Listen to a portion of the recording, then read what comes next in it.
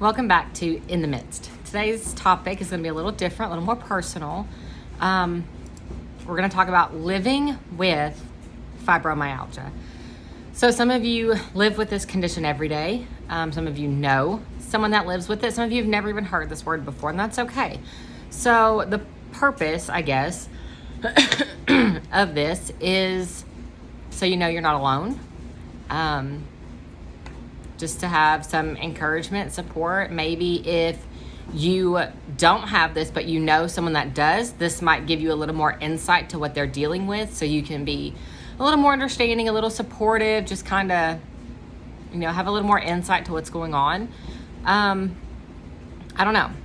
I have been diagnosed with fibromyalgia almost 2 years ago, and it was a very long process, and I just didn't really know what to do, what was going on with it. And it's taken me a long time to even say the words, I have fibromyalgia. So if you're still in that state of not really wanting to accept it, that's okay. So I'm going to cover quite a bit today, and we're going to talk about what it's like living with this. And everyone is different, okay? So that's part of the hard part of fibro, is how I feel the things that I experience, the next person may not, or theirs is worse, or, it's just different. There's a lot of people that it's skin sensitivity. So sometimes just wearing your shirt hurts and you feel like you need to take it off. I don't have that. But I have other things. I have different, pressure points in my feet to where I'm fine. And then all of a sudden wearing my chacos hurts, and I can feel every little place that the straps are touching, and I want to take them off. So don't think this is all inclusive. Don't think that if I left something out, I meant to, or if you experience something that I didn't talk about that negates anything that you feel or the diagnosis you have. It does not. Okay. So I can't be all inclusive when all of us have different symptoms, and the medical community recognize over 100 symptoms of fibro. So this is from my view, my personal experience. So unfortunately, fibro is an invisible illness. It is not an autoimmune disease. But it is something that affects us in every aspect. Every body system, I feel like, is affected by this. From your mental, your emotional, your physical, it's all there. You have good days and you have bad days. They come without warning or reason. Sometimes you overdo it. And I'm going to pay for this tomorrow. Sometimes we can do that, but sometimes we just wake up and we don't feel good. I wake up with a headache a lot. As soon as I open my eyes, the headache's there, migraine is there. And I've taken medicine for it, and medicine only works short term. So I was on the Emgality shot for about 4 months, and that 4th month, my body kind of rejected it. It almost looked like an infection at the site. It was red. It didn't disperse in my body like it was supposed to. And the month before that, I was having more headaches. My body wasn't taking the medicine, or it wasn't working. My body wasn't processing it, I guess, and allowing it to work. So that happened. So now we've got to change things again. New symptoms come. You don't know why. It's just one of those things that happens. So there's a thing called a flare. Most of the time you hear this word with autoimmune diseases like lupus, Hashimoto's disease, and you just have a flare. Things get worse for a couple days, maybe even a week, and then things kind of calm down. There's nothing you can do about it. It's just your antibodies are going crazy. My husband has Hashimoto's disease, so I know a little bit about that. But for fibro, a flare can last anywhere from a couple of days to weeks. I think my longest was about 2 weeks, and it's just miserable. So with that comes increased pain, fatigue. I get more headaches. I don't sleep well, and my appetite decreases. I'm not hungry. I don't eat like I should, because there's no way I can eat 3 meals a day. I'm just not hungry. And you just kind of have to take care of yourself, rest, and wait it out. That's really all you can do. And the medication for this is kind of all over the place. We can only treat the symptoms, and what works for you might not work for me. So that's the hard part. So doctors are like, well, we'll try it and see what happens. They don't really know. So the biggest thing is pain medicine, because you're in pain kind of all the time. And traditional pain medicine for me, Tylenol, even more prescription stuff like hydrocodones, things like that, do not work. It does not relieve the pain. If I take like a hydrocodone, it makes me tired, and I get that whole medicated pain, buzzy feeling, but it doesn't take the pain away at all. So it does absolutely no good to take it. Sometimes a hot bath helps, but sometimes it also only helps for the time you're in the bath. And as soon as you get out again, you're cold. You're hurting again. If I get cold, I'm hurting. I am normally colder than everyone else because that's one of the symptoms is you can't really regulate your body temperature. So fibro basically is a nerve disorder that affects your muscles and all the other body systems, right? Because our nerves run through our whole body. So some of the things that we deal with are joint pain, stiffness, fatigue, insomnia, and appetite changes. There's no physical reason for the pain. It's just a misfiring of the nerves. So my hands hurt a lot often. So there's normally like a dull, like, level 2 or 3 pain. It's just kind of there. You live with it. My husband says, "Are you hurt?" And I'm like, "No, I'm not trying to lie to him. That's just my base level. It's not going to get any better. So no, this is my normal." And I know that. But when you get that pain that shoots, from your fingers all the way up to your elbows, then it's like, okay, this hurts, and now I can't, really do anything. So your nerves basically are just sending pain signals. So it doesn't, it's like you got hit or you bumped into something or you set something on your hand or, stubbed your toe, but you didn't, but it still hurts anyway. I don't know if that makes any sense, but, let's see. Getting a diagnosis takes months. Some people it's years. So there's lots of blood work, lots of doctors, specialists, and lots of waiting, lots of checking back with the doctor. And then you get this, because it's a process of elimination for the diagnosis. And then you go through the process of elimination of what medicines work and which ones don't. It's not fun. Your primary care doctor may or may not be able to do this. My primary did not. In the beginning, they took some basic blood work. I actually had a positive, like barely positive ANA panel.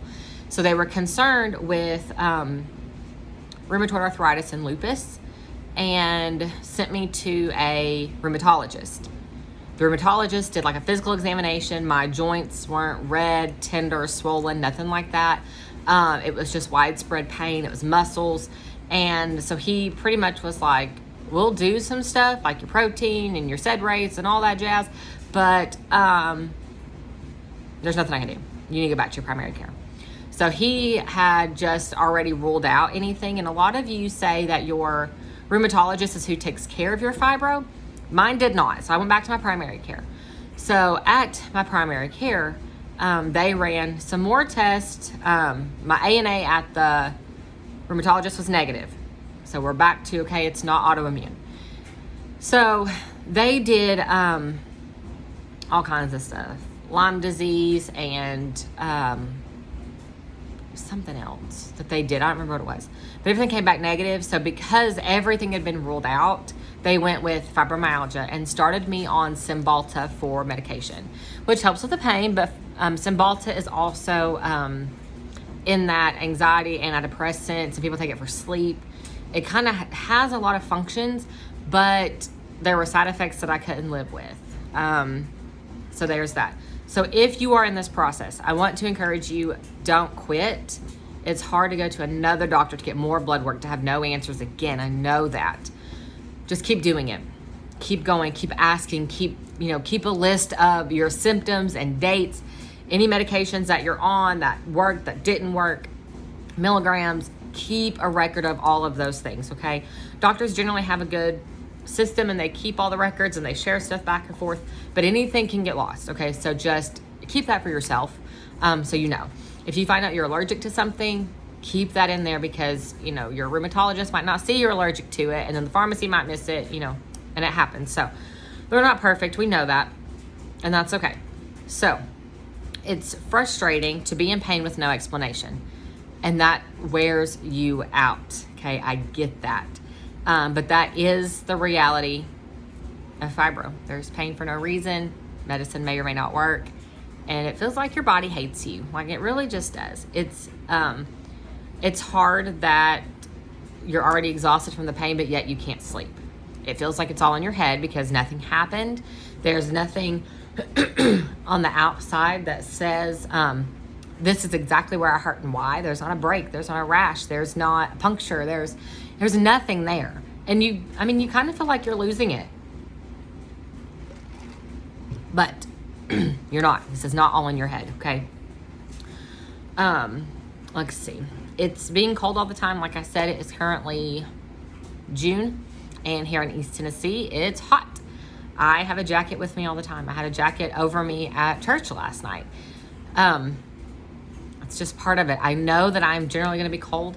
I was wearing long sleeves into April and May, and finally put those up in May to get into my t-shirts, but still keeping a light jacket. Just a light fleece zip up is what I keep with me. That's just part of it. So just be prepared. Know that. I'd rather carry a jacket around than get somewhere and be cold, and then there's nothing I can do about it. And now that I'm cold, I'm hurting more. So it's this vicious cycle. So it's okay. If there's someone that you know that has this, don't tell them that they don't need the jacket. Don't tell them it's not that cold. Don't tell them they're crazy. Okay, you're not helping. If they could change it and help it, they would. We can't. Okay. Let's see. Quick drops in barometric pressure. It sucks. When a storm comes in or a storm's leaving, when the weather is changing from hot to cold, my body goes crazy. I don't know about you, but that can put me into a flare, and I'm cold. I get more headaches. I get tired. Yesterday we had just a light summer rain, but it was enough for that barometric pressure to drop, and I was not feeling good. I really struggled at church yesterday, just kind of all over. And it was, the rain had come in, temperature changes and things like that. What? Can I No. No. So just be prepared. Fatigue and pain come on quickly for me in those situations. And then it takes a couple days to recover. If I get a migraine, it takes me like the rest of that day after it leaves and the next day to recover. So it's like 2 days that I'm just kind of wiped out, not really feeling the best. It's easy to let this condition run your life, but it doesn't have to. It does not have to. It takes all of your energy. No amount of sleep is enough some days, and Fibro does not care that there's errands to run, meals to make, a home to clean, and a family to care for. I am a homeschool mom of 2, and there's been some days that we just couldn't because I needed to be in bed. I needed to sit in a hot bath. I didn't have the energy. I was exhausted. I was in pain. So if there's someone in your life like this, be patient with them. They're not choosing it. If they cancel plans at the last minute, they really just can't. They can't. So don't make them feel bad for it. Do we all have the same abilities? No. Do we all have the exact same severity of fibro? No. So don't compare yourself to anyone else. Don't say, that person doesn't look like they're struggling. They look like they accomplished so much. Why can't I do that? Why is mine this bad? Especially if you're on social media, you are only seeing their good days. You're not seeing the bad days. You're not seeing them up all night when they can't sleep from insomnia or pain or appetite changes. You're not seeing the headache that they have when the storm comes. Okay, so do not compare yourself. They might be having a good day today, but tomorrow they might not get out of bed. Okay, this is not something that we need to be or really can compare. Just be aware of what you need. Yes, there are some days we have to fight through it, but there are some days that we can't. We really do need to rest. That's what your body needs. So I simply just want to encourage you if you have fibro. If you know someone that fibro, I hope this makes more sense to you to be able to understand them, your loved one, and what they're going through. Be sure to give that person grace. If a friend or family member says, I can't today, can we reschedule? Just be understanding. They already have guilt for asking for backing out of plans again. Okay. Like I said, don't add to it. For me, I have a support system. So first I have the Lord, and that's, I have my devotions and I spend time with him. That's where my strength and encouragement comes from. My spirit has to be encouraged and strengthened even if my body is weak. So learn to turn to the Lord. He knows that you're fighting this. He knows exactly how you feel. And you can be encouraged and renewed in your spirit and your emotions, even when your body is physically weak. So, and I have my husband. My support system is great. Things could be worse. Not everybody has that. I know that.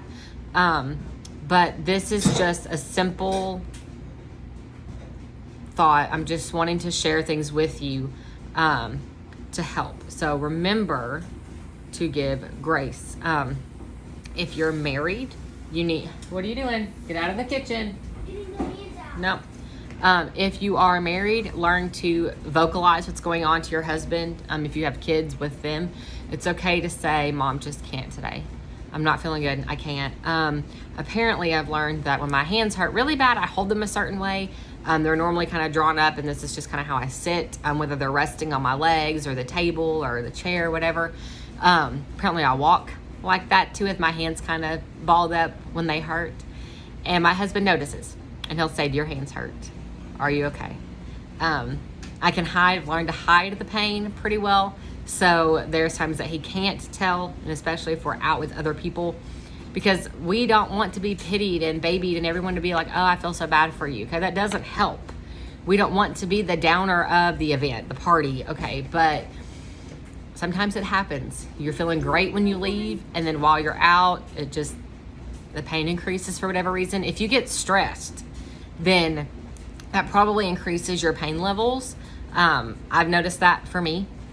If I get stressed about something, then that really triggers a flare pretty much.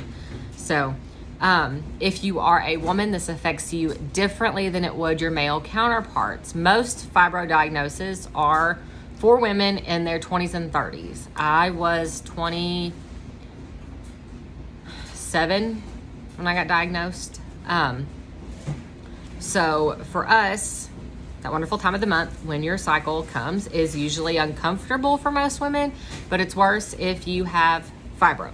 We experience things like hormone changes, emotional ups and downs, cravings for certain food, abdominal cramps, acne, and more. But when you have fibro, this is probably harder for you. Your progesterone and estrogen levels drop drastically. They're supposed to. That's what makes your period come.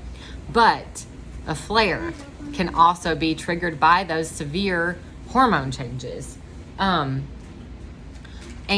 there's nothing you can do about it. This causes a flare. You can't stop that from happening, and your doctor is going to say, well, let's just try birth control. Your period's too heavy. No, your hormones are still going to drop. Maybe they won't drop as fast or as severely, so maybe birth control does help you. But just simply throwing birth control at it is not the answer, okay? I feel like most doctors miss the whole, I have fibromyalgia, and the only thing they hear is my period is terrible. So it's not really, you don't walk away feeling helped. At least I didn't. A flare can last anywhere from days to weeks. It just has to run its course. During this time, in addition to the PMS symptoms that you experience, you may also have increased pain, insomnia, fatigue, appetite changes, and more headaches. This is because of the flare. You're probably more exhausted than normal, which nobody needs, okay? But the only thing you can do is rest. So most pain medications don't bring relief, and birth control changes your natural hormone patterns. Our hormones are supposed to fluctuate and drop low enough to cause a menstrual cycle. That's how we're designed. But you are not alone. For me, this changes my cycle like a week before. I don't feel good. I get kind of down. My hormones are like, not happening. And then during the week of, and then the week after. So I really have like one good week a month. If you have irregular periods, this is probably going to be worse. Your weeks could be different, could last longer. Skipping periods is hard enough, but you add all this to it, it's just a lot. Birth control might help to keep you regular, but if it is messing up your hormones too much, you need to change it or come off of it, and continue, to look for a different solution. Let your body rest when needed. Take that hot bath or shower. Have a second cup of coffee. The laundry can wait. Whatever it takes to get through this flare, to get through the next few days. So don't think that you have to do it all in one day. Normally, that's how we work, is because I'm having a good day, I have to do all the things today because I didn't the last 3 days, right? Then we overdo it, and we pay for it for the next 3 days. So for me, what's worked is I have a cleaning schedule that I mostly stick to. We have church on Sunday. My husband is normally off on the weekends, so we don't really do a lot of cleaning Friday and Saturday other than the kitchen. Not Friday and Saturday, Saturday and Sunday. I cook dinner, make lunch on Sunday, you know, whatever it is, get the kitchen cleaned up. And that's really about it. Monday, I do a load or two of laundry. I personally cannot fold like 2 loads back to back. It really, really, really kills my hands. So I might be able to fold one.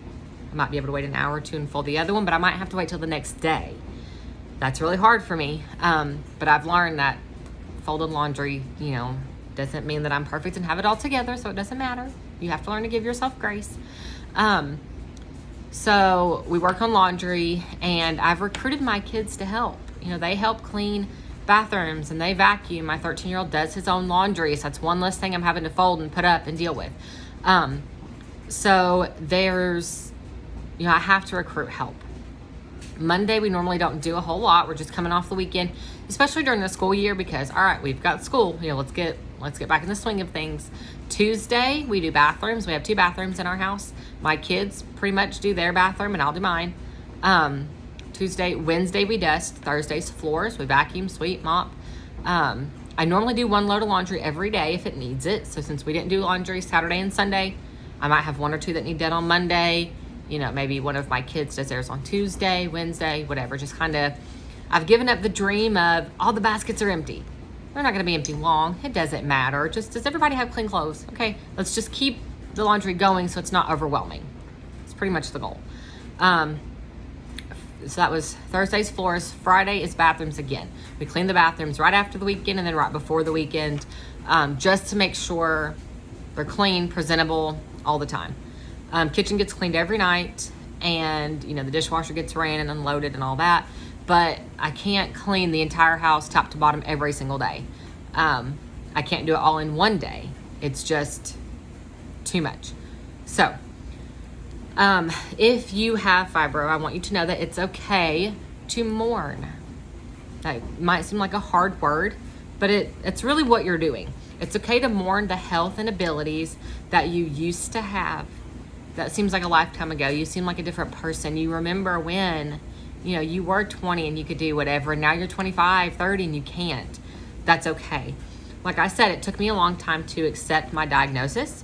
Test after test, appointment after appointment, medication after medication, the results were there. Fibromyalgia. That's really all the doctors had to say. There was no advice on how to manage this, on what to expect, other than take the medication. There was no warnings on how life would change. No one said, you know, you're gonna be more tired. No one said you're probably gonna have a lot of headaches. No one said, you know, folding the laundry is gonna hurt. No one said just because you're sitting down, your feet hurt for no reason, you know, as if you've worked an 8-hour shift. No one talked about it. And maybe that's because they don't know, or maybe because it's different for everyone, but there was no education. There was no, hey, just so you know, you might experience X, Y, and Z. That wasn't there. I was told, you have fibromyalgia, we could treat the symptoms, but it'll never go away. We've called in a prescription for you. We'll start there and see how you do. And that's it. Not very encouraging. It kind of left me with kind of like a headache. If you take the Tylenol, the headache goes away. If you take the medicine, the fibro goes away. And that is definitely not what happened. But I still had good days of energy, low to no pain. Maybe I was fine after all. Maybe it was a fluke. Maybe it's in my head. Maybe I am healthy. Maybe I don't need this medicine. Until you feel bad again. And it's like crashing on you and there's nothing you can do. There were days of just pain. There were days of sadness of, you know, everyone else can do this. Why can't I? Why can't I clean my house in one day? Why can't I take 2 or 3 hours and clean? Why can't I fold all the laundry today?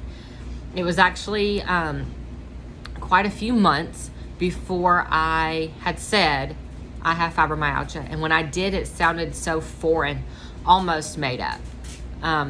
The neat part about this was that my husband actually said it first, and I was surprised at the sound. When he said it, it was more real. Even though it was almost like a year before.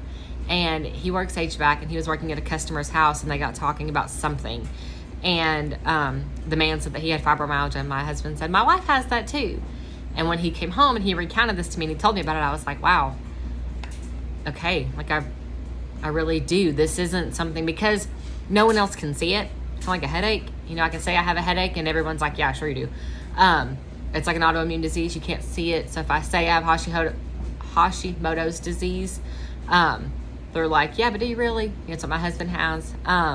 So it was hard. I feel like there's no proof to say, see, because of this is what fibro looks like. We don't have that. We just have symptoms. So that was a new thing for me, was actually hearing it. So you have all these good days and then it just hits you. The brain fog, man. Nobody talks about the brain fog. Nobody talks about how you can't finish a complete thought when you're in the middle of a sentence and all the words are in your brain and you just cannot get them out. No one talks about when you're sitting in the store looking at the aluminum foil, but you can't say the words aluminum foil. All you have is that shiny thing that you put over leftovers in the fridge. That's all I had. I can't match words. Sensory overload is real. And when that happens, I can't think, much less get the words out, right? So it was, sometimes it just comes in waves. But I realized that this was not just my mind playing tricks on me. This was fibromyalgia. This was my life, my new normal, my diagnosis. That the things that I was feeling wasn't just in my head. So it was reassuring, but at the time it was still just kind of like, wow, it's a lot to process. So this is new. This means that, fibro flares happen and I have to recognize what they are. It means that showering is exhausting sometimes. It means that significant weather changes bring pain. It means sleeping 10 hours and being exhausted. Medications don't work. Your body just hurts for no reason. There's no solution to the pain. I can't color with my kids anymore. I can't use just any ink pen. I can't use the real skinny pens. And most of those are a fine line, which is what I prefer. But I can't use those anymore. It's just that holding on to that so small, it hurts my hands. I can't type as much at one time anymore. I have to take breaks, which for my blog, which most of you follow, that's hard. I just want to be able to sit and write a blog, and sometimes I can. Sometimes it's hard to get through it. I sometimes can't even put my makeup on anymore. My hands hurt before I get done. So some days it's just eyeliner and mascara, and we're going to call it a day, because putting on primer and foundation and the eyeliner and mascara and the lipstick and the blush is just, it's too much. I can't. It's not worth it. Feels like your brain stops working and everyone's looking at you when you're trying to make the sentence, and then they're trying to say words for you and it's not the right word, and it confuses you even more, and you're like, nah, sensory overload. Like I can't get my word out when you're talking to me. You just need everybody to be quiet. It's okay. That's really all I have, is that it's okay. Just do your best. And if that means resting, then that's enough. That's okay. The changes in symptoms do not always make sense. You don't always know when they're going to come, how bad it'll be, or how long it'll last. Let others help you when you need it. This is really hard for me. I'd rather just do it and it's done and I don't have to worry about it, but that's not always possible. I can't. And it's okay to just say I can't. Your fibro does not define who you are. We live in a society where what we did in a day, what we accomplished, is somehow a badge of honor and represents our worth as a person. It's not. So if you rested, that's okay. It does not define who you are. Take the nap, take the hot bath, don't clean the whole house today. It's okay. Be thankful though for the health that you do have and the things that you can do. You can still drive, you can still cook, you can still vacuum, whatever. Find that one thing of, okay, I can do this. I can still do this. This hasn't been taken away from me, and be thankful for it. Do not let your diagnosis steal your joy. It's very, very, very easy to let this happen because it's frustrating and it's exhausting and you're like, I have nothing to be happy about. You do. Psalm 118:24 says, this is the day which the Lord hath made. We will rejoice and be glad in it. Psalm 68:19, blessed be the Lord who daily loadeth us with benefits, even the God of our salvation, Selah. 1 Thessalonians 5:18, "In everything give thanks, for this is the will of God in Christ Jesus concerning you." Choose gratitude. Choose to be thankful for the health and the abilities that you still have. It's okay to mourn what you lost, but don't forget about the things that you do have. Give yourself grace and patience. If you are watching this and you do not have fibro, but you know someone that does, give them grace and patience and point out the things that they can do. If you're a spouse of someone with fibro, be thankful to them. Say, hey, thanks for doing that. Recognize the things that they can do, the ways that they help and all that. Maybe your wife cooked dinner today and maybe she was hurting, but she really wanted to cook dinner anyway. She wasn't feeling good yesterday, but the laundry got folded today. Say thank you for that, okay? Be appreciative. Ask for help. Even if it's a friend, ask, hey, can I, just come over and hang out? Or, hey, can I come clean your bathroom today? Whatever it is, reach out, help, be an encouragement, help them to find something to be thankful for. So I hope this was a help. If you have fibromyalgia, I hope this was an encouragement to you. Your diagnosis does not define you. So stay in the Word, stay close to the shepherd, and let him lead you in paths of righteousness.